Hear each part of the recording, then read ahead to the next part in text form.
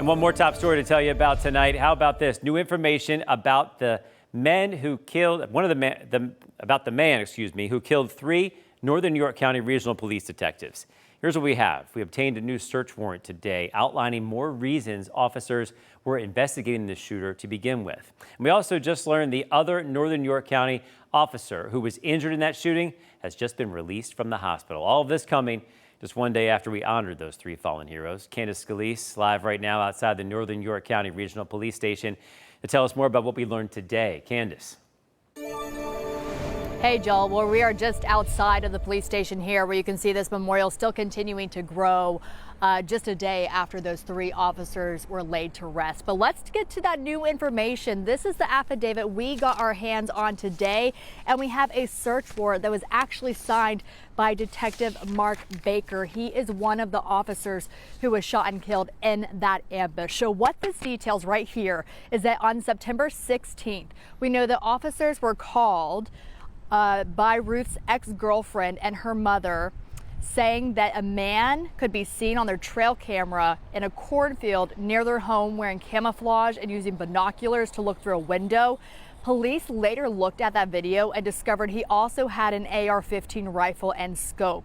Now, police later learned the ex-girlfriend's car was set on fire in her driveway on Har Road August 20th, and that's why they set up the cameras. She believes that Ruth was responsible for that fire, and a friend tells us the ex-girlfriend and Ruth, they only dated for about 2 weeks before she broke things off. Now, police began searching for Ruth. They found his truck, and inside that truck they found a pair of handcuffs. They found 2 handcuffs but only 3 keys, which means one of the keys was missing. Now, in this search warrant, police were actually going to search for firearms and ammunition, cellular devices, that spotting scope that they saw, and then receipts for any items that were seized on that property. We know, though, that they were never able to serve this search warrant because when they went to that ex-girlfriend's house, that's when all the officers were ambushed. The 3 were shot and killed, and the 2 officers were injured. So a lot of new information coming out of this affidavit today.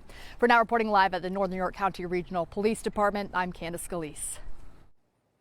Thanks a lot, Candace. So we do have full coverage of that funeral and many articles about each of those men who gave their lives. You can catch it all at CBS21.com and also to our YouTube page in case you want to take a look at some of the details and amazing moments from that funeral.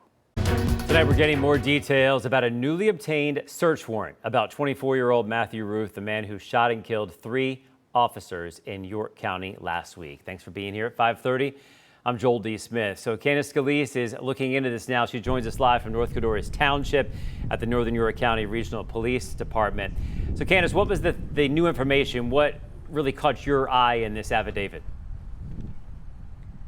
Yeah, so I combed through this. We got our hands on this today. Something really interesting is the search warrant. The application for it was signed by Detective Mark Baker. He was one of the detectives who was shot and killed around 2 p.m. on September 17th when he went to this ex-girlfriend's home and was killed by Matthew Ruth. He signed this search warrant around 10:45 this morning, so just hours before his death. Something else really interesting when we look through this is that officers wanted to find firearms and ammunition, cellular devices, a spotting scope that they had spotted on a camera, and then any receipts for items seized, because officers actually found handcuffs in Ruth's car when they were searching through it in a box. So that was something really interesting that came out of this today.